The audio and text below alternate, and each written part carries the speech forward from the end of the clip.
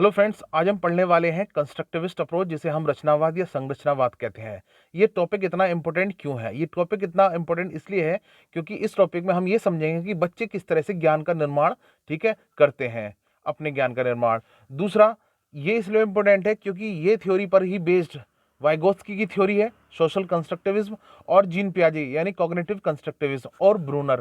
तीनों ही बेहद इंपॉर्टेंट है। तो क्वेश्चन या तो इनके थ्रू से पूछे जाएंगे, ठीक है, जीन पियाजे और वाइगोत्स्की के थ्रू, या फिर अलग से ही कंस्ट्रक्टिविस्ट अप्रोच का क्वेश्चन पूछ लिया जाएगा। तो और हमने क्वेश्चन जो डिस्कस किए हैं वो हिंदी और इंग्लिश दोनों में किए हैं, ठीक है। हर क्वेश्चन हिंदी में भी है, इंग्लिश में भी है, तो आपको समझने में और आंसर करने में भी दिक्कत नहीं होगी। और थ्योरी को भी हमने इस तरह से डिस्कस किया है। तो फ्रेंड्स, वीडियो को लास्ट से देखिए और चैनल को जरूर सब्सक्राइब कर लीजिए। तो देखिए, सीखना एक सतत, सहज, निरंतर चलने वाली सामाजिक प्रक्रिया है। इसको इंग्लिश में मैं एक्सप्लेन करूंगा, ठीक है। जिसमें सीखने वाला अपने वातावरण से परस्पर अंतःक्रिया करते हुए अपने अनुभवों से सीखता है, ठीक है। यानी इंटरेक्ट करता है जब वो अपने वातावरण से, ठीक है, तो वो अपने ज्ञान का निर्माण करता है। बच्चे अपने आसपास की चीजों से जुड़े रहते हैं। खोजबीन करना, सवाल पूछना, करके देखना, अपने अर्थ बनाना यानी मीनिंग मेकिंग, ठीक है, बच्चों की स्वाभाविक प्रकृति होती है। रचनावाद यानी कंस्ट्रक्टिविज्म सीखने सिखाने के इसी सिद्धांत को कहते हैं, जिसमें विद्यार्थी अपने ज्ञान की रचना, अपने ज्ञान का निर्माण यानी मीनिंग मेकिंग या कंस्ट्रक्शन ऑफ नॉलेज अथवा निर्माण वातावरण से अंतःक्रिया करते हुए अपने अनुभवों से स्वयं करता है। यानी पूर्व में जो अनुभव हुए, पूर्व में जो नॉलेज हुई है, उसकी हेल्प से अब अंतःक्रिया करेगा, इंटरेक्शन करेगा अपने एनवायरमेंट से, और उसको ज्ञान का निर्माण होगा। यानी वो सीखेगा चीजों को। ज्ञान का निर्माण का मतलब यहाँ सीखने से है, ठीक है। तो करके सीखने से। रचनावाद का को सीखने की प्राकृतिक या स्वाभाविक सिद्धांत कहें तो शायद ज्यादा सटीक होगा। बच्चा स्वाभाविक रूप से ही अपने आप को दूसरे से जोड़कर देखता है, जिससे उसकी समझ विकसित होती है, और अपने इन्हीं अनुभवों के आधार पर वह अपने जीवन के कार्य कर पाता है। ज्ञान के सर्जन के इसी प्राकृतिक विधा को शिक्षा शास्त्र में रचनावाद यानी कंस्ट्रक्टिविज्म कहा गया है। अब इसको थोड़ा सा हिंदी में देख लेते हैं, कुछ चीजें आपके दिमाग में बैठ गई होंगी। अब यहाँ बात है constructivist learning as a dynamic and social process. एक डायनेमिक प्रोसेस है, यानी क्रियाशील रहने का प्रोसेस है, ठीक है। और सोशल प्रोसेस भी है, क्योंकि सोशली इंटरेक्ट करते हैं हम, ठीक है, समाज से अंतःक्रिया करते हैं। इन विच लर्नर्स एक्टिवली कंस्ट्रक्ट मीनिंग, और इस तरीके से अपने ज्ञान का निर्माण या मीनिंग मेकिंग कहते हैं, या उसे कंस्ट्रक्टिंग ऑफ नॉलेज कहते हैं, ठीक है। तो फ्रॉम देयर एक्सपीरियंस, अपने अनुभव, in connection with their prior understanding, यानी पूर्व अनुभव द्वारा या प्रायर नॉलेज के द्वारा, एंड सोशल सेटिंग, ठीक है। अब और भी इंपॉर्टेंट बात ये निकल के आती है कि रचनावाद बाल केंद्रित शिक्षा यानी चाइल्ड सेंटर्ड एजुकेशन का एक इंपॉर्टेंट आधारभूत प्रिंसिपल है, ठीक है। इस व्यवस्था में बच्चों के अनुभव यानी एक्सपीरियंस, उनकी जिज्ञासा, उनकी क्यूरियोसिटी, और उनकी सक्रिय सहभागिता यानी एक्टिव पार्टिसिपेशन को केंद्र में रखकर पठन पाठन हेतु वातावरण तैयार किया जाता है, ठीक है। बाल केंद्रित व्यवस्था में शिक्षक की क्या भूमिका है? देखिए क्वेश्चन आएगा। शिक्षक एक सुगम करता है यानी फैसिलिटेटर की तरह होता है, जो अवसर प्रदान करता है बच्चों को सीखने हेतु यथोचित सामग्री, सीखने की सहज परिस्थितियां, ठीक है, ऐसी कंडीशन उपलब्ध कराने, और निरंतर उनका सतत और व्यापक मूल्यांकन करते हुए, ठीक है, कंटिन्यूस एंड कॉम्प्रिहेंसिव इवैल्यूएशन करते हैं, अपनी क्षमताओं, अपनी कैपेबिलिटीज के विकास के आधार पर, ठीक है, उपलब्ध कराने की महती भूमिका का निर्वहन करता है शिक्षक। एक तो फैसिलिटेटर की तरह होता है। तो कंस्ट्रक्टिविस्ट अप्रोच की वजह से क्या फायदा होता है? तो ठीक है, बच्चे के अंदर इट प्रमोट्स यानी ये बढ़ाता है स्टूडेंट्स एजेंसी, ठीक है। एजेंसी का मतलब क्या होता है? लर्निंग थ्रू एक्टिविटीज, यानी करके सीखने की प्रक्रिया को बढ़ाता है। ये प्रमोट करता है कि बच्चे खुद एक्टिविटी करें, गतिविधि के माध्यम से सीखें। That a meaningful and relevant to learners driven by their interest of one self initiated guided by teachers, यानी टीचर गाइड करते हैं और बच्चों से ऐसी गतिविधियां करवाते हैं जो उनको पसंद हो, ठीक है, उनके इंटरेस्टेड हो जिसमें वो, ठीक है। और इस तरह से ज्ञान का निर्माण गतिविधियों के माध्यम से होता है, और इससे डाइवर्स व्यू पॉइंट यानी विविध सोच डेवलप होती है। ये याद रखना है आपको, ठीक है। क्रिटिकल थिंकिंग डेवलप करता है, यानी गहन सोच बच्चे के अंदर, वो सोचता है कि ये यार प्रोसेस कैसे हुआ, ये चीज़ क्या है। एनालाइज करता है, विश्लेषण करता है, इवेल्युएशन करता है, यानी मूल्यांकन करता है।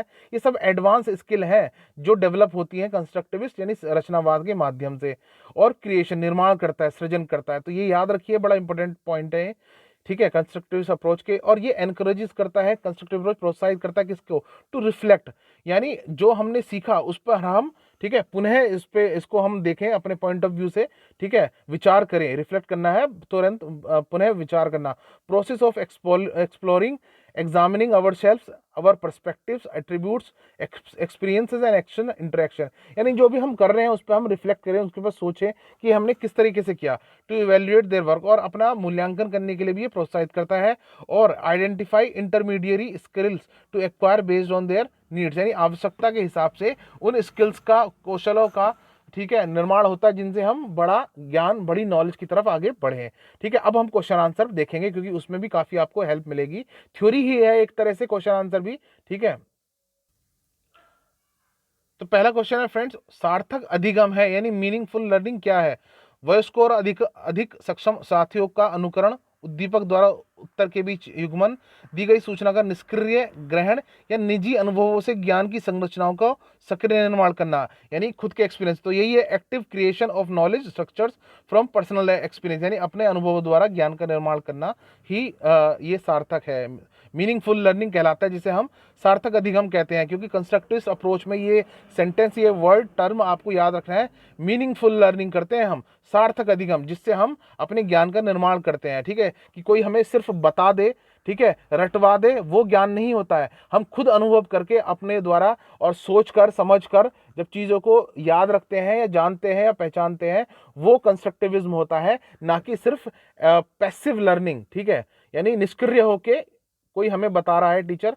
ठीक है, नेक्स्ट क्वेश्चन देखते हैं। राष्ट्रीय पाठ्यचर्या की रूपरेखा 2005 के अनुसार अधिगम अपने स्वभाव में डैश डैश और डैश डैश है, यानी जो नेशनल करिकुलम फ्रेमवर्क 2005 है उसमें कंस्ट्रक्टिविस्ट अप्रोच को बड़ा इंपॉर्टेंट माना है और इसी पर आधारित है एनसीएफ 2005। तो according to the national curriculum framework 2005, learning कैसी है? लर्निंग कैसी है? सक्रिय है, एक्टिव है, ठीक है, और सोशल है। एक्टिव पार्टिसिपेशन करके और सोशल इंटरेक्शन करके, सामाजिक अंतःक्रिया करके ही ज्ञान का निर्माण होता है। यही हमने अभी थ्योरी में पढ़ा था। आगे बढ़ेंगे, नेक्स्ट क्वेश्चन देखते हैं। लिंग क्या है? ठीक है, तो लिंग क्या है? लिंग एक सोशल कंस्ट्रक्ट है, यानी सामाजिक संरचना ही है लिंग, जिसमें हम ये कहते हैं कि भाई आदमियों को ये काम करने चाहिए, औरतों को ये काम करने चाहिए। तो कंस्ट्रक्ट का मतलब एक तरह से समाज द्वारा तय किए गए मानक होते हैं, ठीक है, जैसे मनी है, ये भी एक सोशल कंस्ट्रक्ट है। मतलब कि भाई मनी इंपॉर्टेंट, जिस चीज़ को समाज ने इंपॉर्टेंट बना दिया है या खास बनाया है, ठीक है, उसे हम कहते हैं एक सोशल कंस्ट्रक्ट। तो पैसा भी क्या है? दूसरों, समाज के द्वारा ही तो इसको इंपॉर्टेंस दी गई है कि भाई पैसा क्यों जरूरी है।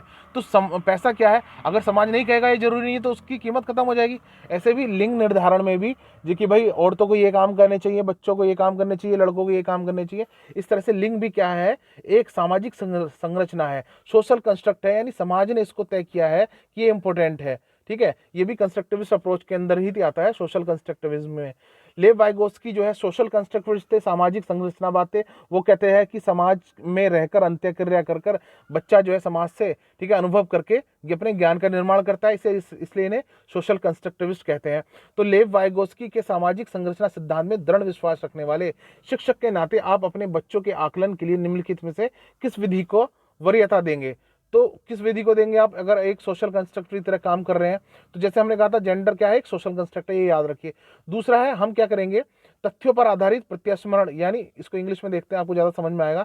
सहयोगी प्रोजेक्ट द्वारा, स्टैंडर्डाइज्ड टेस्ट के द्वारा, fact based real recall question, या ऑब्जेक्टिव मल्टीपल।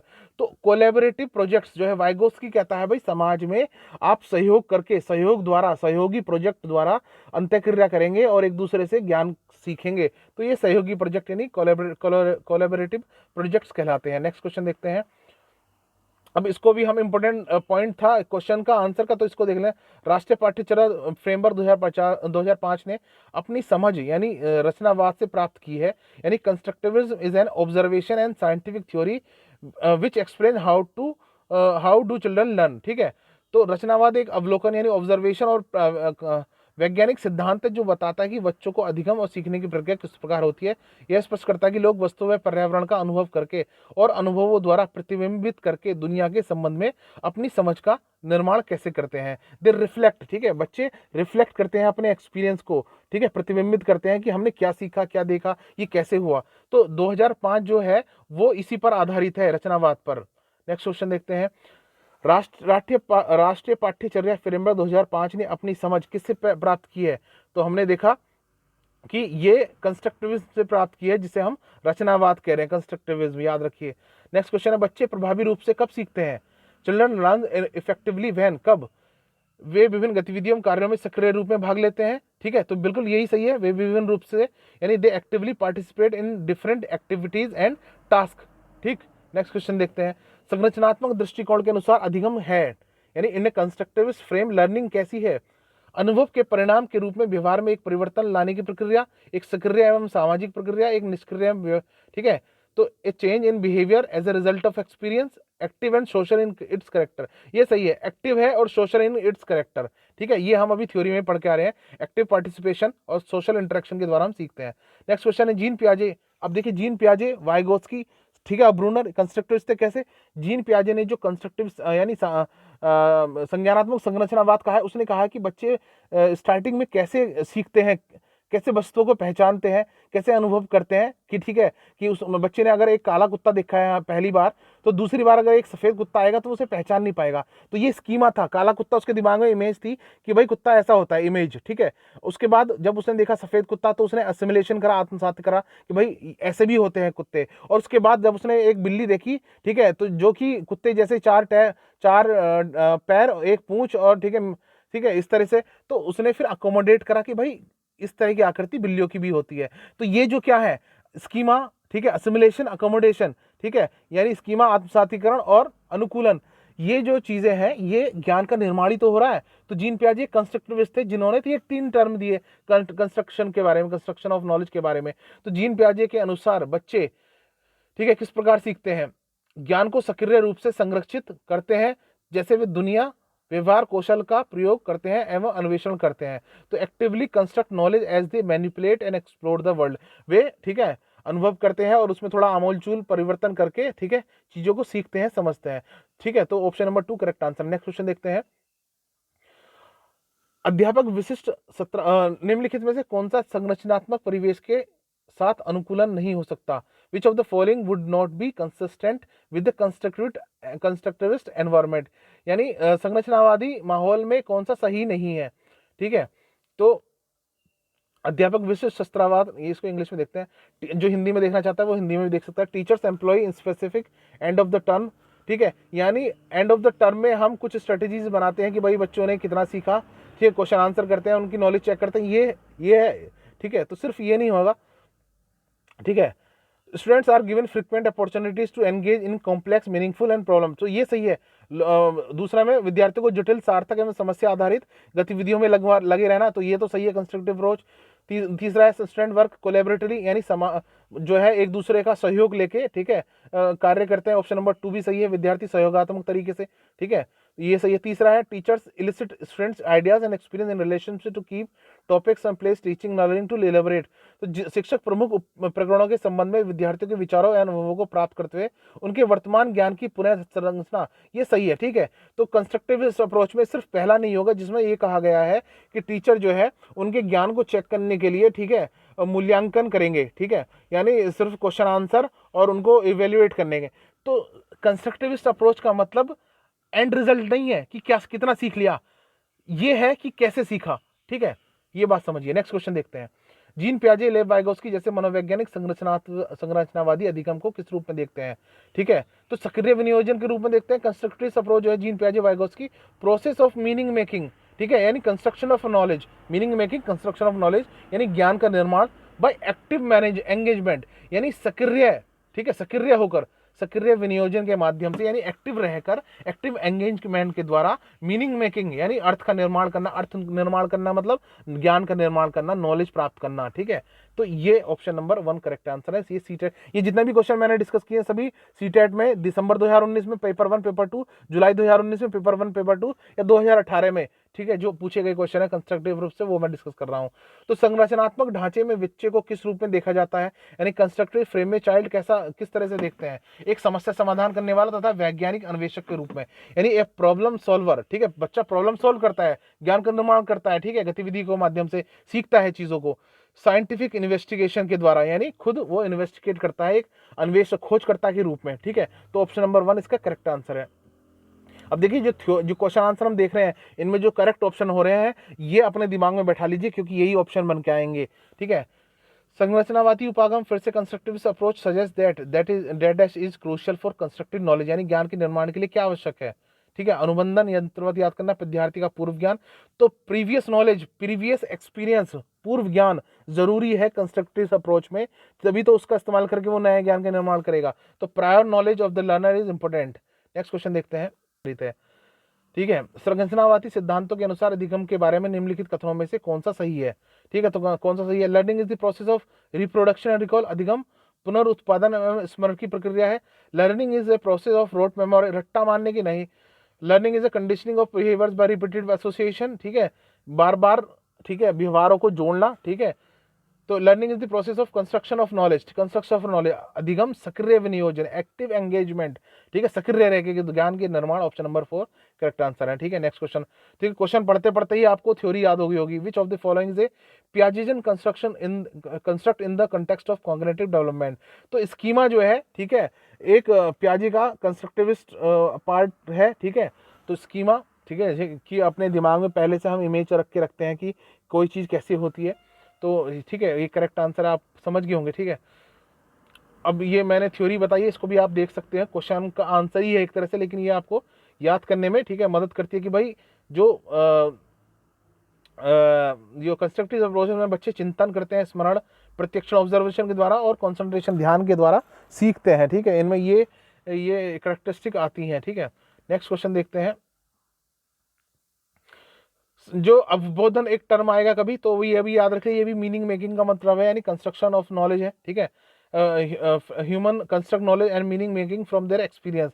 तो अवबोधन की बात आए, ठीक है, सोचने का आधार क्या होता है, अवबोधन। ठीक है, कंस्ट्रक्शन ऑफ नॉलेज, तो ये अवबोधन पर्यावरण में किसी वस्तु के साथ अवलोकन करना। अवबोधन क्या है, ठीक है, तो ये क्या है, मीनिंग मेकिंग। अवबोधन का मतलब है मीनिंग मेकिंग, तो ये क्या है, ऑब्जर्वेशन करना, एक्सपीरियंस करना और प्रोसेस के द्वारा, ठीक है, वस्तु को जानना।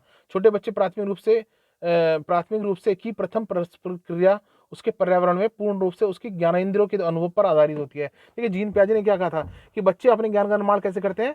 प्रारंभिक जो सबसे पहली स्टेज थी, संवेदी गामक अवस्था जो थी, ठीक है, सेंसरी मोटर स्टेज थी, उसमें बच्चे छूते हैं, ठीक है, महसूस करते हैं स्वाद के द्वारा, टच करके। ठीक है, इस तरह से सीखते हैं ना चीज़ें कि कैसी है, कोई चीज़ कैसी है। ठीक है, तो ज्ञानेंद्रियों के द्वारा वो ज्ञान का निर्माण कर रहे हैं। ठीक है, इसे अवबोधन यानी मीनिंग मेकिंग कहते हैं। ठीक है, नेक्स्ट क्वेश्चन है। तो फ्रेंड्स, ये क्वेश्चन थे जो हमने डिस्कस किए, ठीक है, कंस्ट्रक्टिव अप्रोच के बारे में। आई होप कि आपको थ्योरी, क्वेश्चन आंसर दोनों बेहतरीन तरीके से समझ में आए होंगे। और अब आप इससे क्वेश्चन अगर आता है कंस्ट्रक्टिव, तो गलत नहीं करोगे। तो फ्रेंड्स, अगर वीडियो पसंद आई है तो कमेंट करके जरूर बताइए, लाइक कर दीजिए और चैनल को जरूर सब्सक्राइब कर लीजिए। नेक्स्ट मिलते हैं नेक्स्ट और एक जबरदस्त टॉपिक के साथ, तब तक के लिए धन्यवाद।